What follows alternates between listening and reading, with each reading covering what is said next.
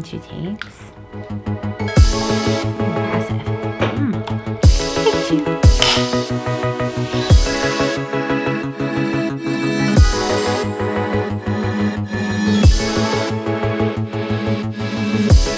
So I've been thinking a lot about community and what that means.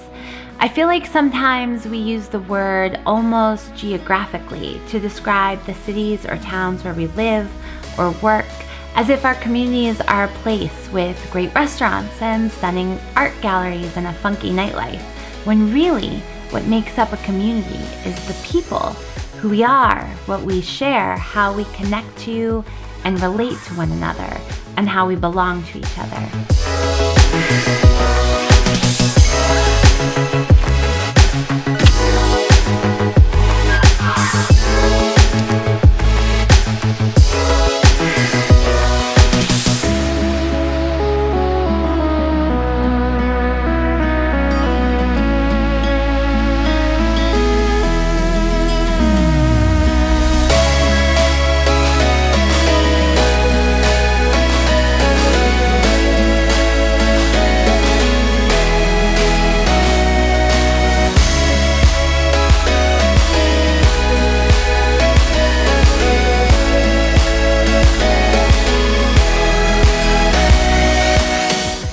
I keep thinking about how in this important age of self-awareness and self-actualization and speaking your own truth and being true to who you are, that it can be easy to belong so much to ourselves that we forget that we belong to each other.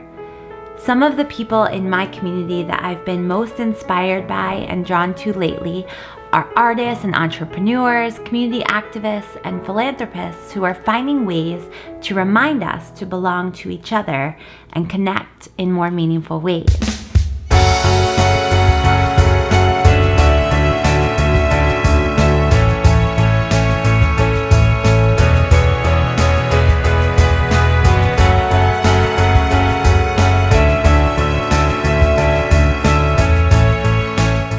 So recently, our little city of Lancaster got some notoriety when BBC News declared us the Refugee Capital of America. That link is below if you want to check it out. Lancaster has a 300-year history of welcoming refugees from all over the world. And today we welcome 20 times more refugees per capita than anywhere else in the country. But in talking with friends from the refugee community, there's also this sense I kept hearing expressed that although as a community, Lancaster is warm, welcoming, and richly diverse, we aren't as truly integrated with one another as we could be. My friend Mustafa created a social enterprise called Bridge with the intentional purpose of addressing this issue. So basically, Bridge is a website that connects people through authentic cultural experiences. Refugee families who have settled here in our city offer to have their new neighbors come experience a meal with them or learn about their trade or culture in some way. It's an awesome way to have a global experience locally. But on a deeper level, what Bridge offers is so much more than that.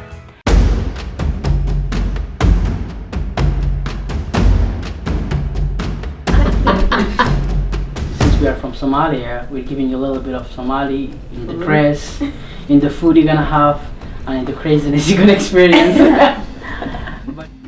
It's us who should be thanking you, because our Somali culture is we are bound to host, and every time we host somebody, it feels like we're doing good. Mm-hmm. And every time somebody walks into our home and we break bread, we share stories, we share a meal, and we live as friends, that's always a good thing. That's a very big part of our culture, and it's you who honor us by coming. So thank you for coming. So enjoy our house. We don't have big house, but we have big heart. Yeah. That's why we are here. I brought my daughter Elena with us to Mustafa's home for a Bridge experience. We got to sit down with Mustafa's whole family over the most delicious Somali meal and a beautiful time of gathering around the table to talk and learn. The light will go off. Right. There will no electricity. Yeah. So you light a candle and then or a I don't know lantern. lantern. Yeah. And then we all sit around and just tell stories. A refugee person is somebody who flees their country because of fear of persecution, and then they flee their country to another country, and then when they stay in the second country, they stay in a refugee camp or another city, and then they get opportunity to get resettled in another country like America, so they can start over their lives. So we all had we all called Somalia our home up until 10 years ago, when unfortunately our father was murdered when she was just a few days old, and then we left Somalia and became refugees in Kenya, and then that's when we stayed there for a long time before getting settled here.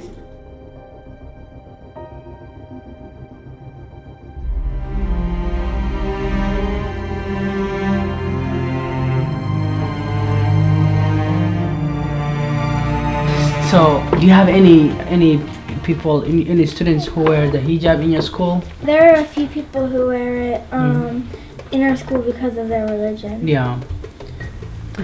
Do people ask you about it? Yeah. Does it bother you if they ask you, or would you rather them not ask you, or you rather them ask you so you can explain?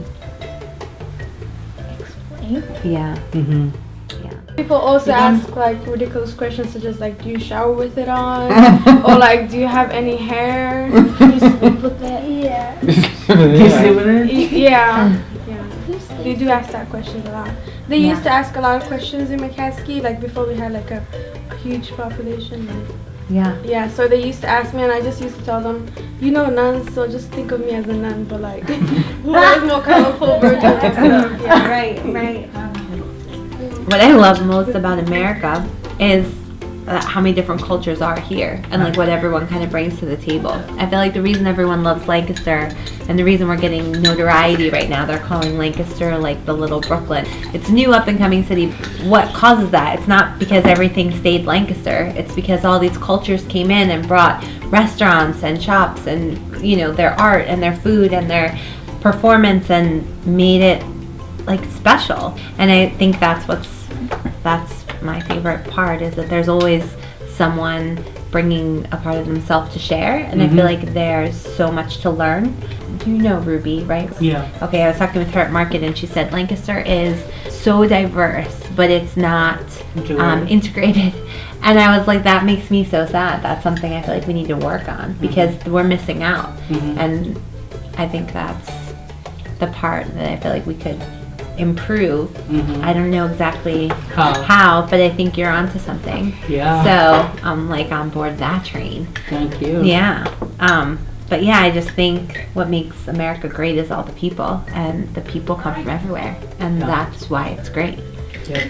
So, yeah. Round of applause. Although what we signed up for was an authentic Somali cultural experience right in our own city, what we actually got was a deeper understanding of our friends and neighbors. And the neighborhood kids started knocking on our door. Yeah. And so I had, With the mask down and you know everything. So and I had opened the door, and I got shocked, like what is happening? What were they dressed as? Do you remember? Yeah, just like ghosts and witches. And they hand you the bag, the trick or treating bag, and I assume that it's a gift bag. You took candy from the children? Did you close the door and walk out? No, I didn't close the door. What did they say? The man said, "Well, that's not how it works. He's supposed to give us something." So I went back home and I gave them some rice, carrots and broccoli, and it was a very healthy. But now we put up signs saying that we have some candy this year, so you can come to our house. That's awesome. Sometimes in our culture, we belong so much to ourselves that we forget how to belong to one another. Yeah. In order to belong to one another, we have to share ourselves with others and allow them to share themselves with us. And that's why I think the first time we talked, I was like, yes, what you're doing makes so much sense. This is going to be so great. Because like, I think things are only okay if we remember that we belong to each other. Yeah. You can't get, irate about silly things when you remember that we belong to each other, and you can't let people suffer next to you when you remember that we belong to each other. And if everybody felt that way, I think our humanity would be improved. Well, I'm so grateful for you for being so curious and so open to, and being vulnerable at the same time, for allowing yourself to come into somebody's home and eat their food and hear their story and I guess learn a little bit about themselves, because that's, if anybody can do that any day, I think we will declare the world as a peaceful place within 48 hours. Yeah, no, I agree. And we're so thankful that you invited us here and shared so much of yourself with us, honestly. Yeah, I guess I think my hope is to have people go into each other's homes all the time, like intermingling and all this stuff. Yeah. And until they don't feel strangers to each other. Right. Before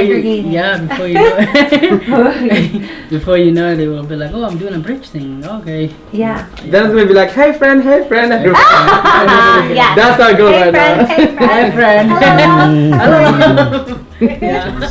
Always stay curious with people from different cultures, because that's gonna open your horizons so much.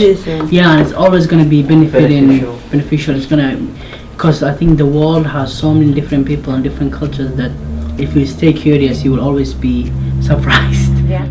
The true bridge experience was connection over themes that we can all relate to, like wanting to be seen and understood, wanting to feel safe and loved, wanting to be known and valued.